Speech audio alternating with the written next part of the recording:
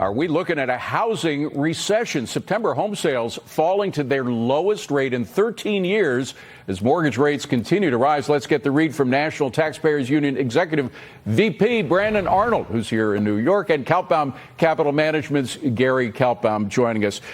Gary, let me go first to you on a 5% 10-year rate.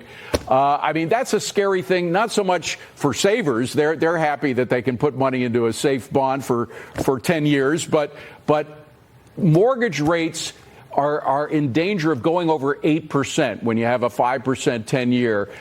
Real estate market had already been essentially frozen right now. Could we be heading into a housing recession?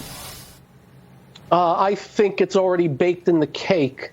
And just remember, the 10-year was down under 0.4% at the lows because of one man and his whims printing trillions of dollars to buy up bonds to take rates down to zero. Who would want to trade in a 3% mortgage for an 8% mortgage? And that's why you're getting a stalling across the board. Who wants to buy a new home and have to get an 8% mortgage? Who wants to buy a used home? And that's why, as I go through a lot of cities, there's nothing moving. And I think the next thing that's going to happen, eventually, there's going to be a lot of moving, and that's going to be a lot of selling and a lot of inventory, which means prices are going to come down and come down quickly. And by the way, again, all from one man, Jay Powell, printing to $9 trillion, distorting everything, and now we got a housing problem also. Brandon, although the Fed for the moment is leaving interest rates up to the market, and the market is what's pushed the 10-year above 5%, it's a little lower than that today. But the fact is the market sees some very tough times ahead, because when you see interest rates that high, that's what that means. Yeah, I mean, how can they not see tough times ahead? I think average home buyers right now are facing an absolute crisis. They can't afford to buy homes. And until we have more supply, until we actually start to produce more houses.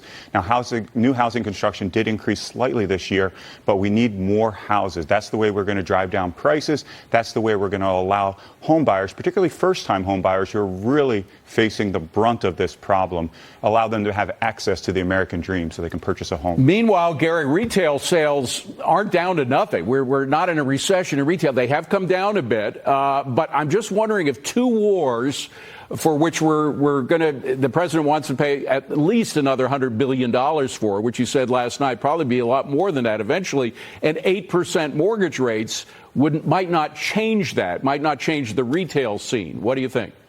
Well, let's also not forget credit card rates have skyrocketed also. Right. And look, I keep hearing about retail being great because people are spending, but go get a chart of credit card usage. It is skyrocketed. It has gone vertical. It looks like the Eiffel Tower. And then you add in the interest rate portion. I think it's only a matter of time before, and I hate saying this, I just deal in what I see. I think we're going to hit the wall on retail sales also going forward. And that's where I'm really worried. I worry that we are right at the ledge on the economy, and it won't take much at this point. Why? Again, rates, not good, and Brandon, oil prices, not good. Very quickly, today we saw gold go above $2,000 an ounce. It hasn't done that for a long time. What is that telling you?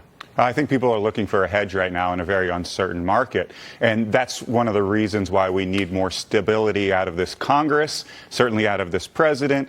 We've gone haywire. We've shown an inability to govern, and it's really thrown markets into a complete flux. Yeah. Brandon, good to see you. Thank you for being here. Gary, great to see you as always. Coming up,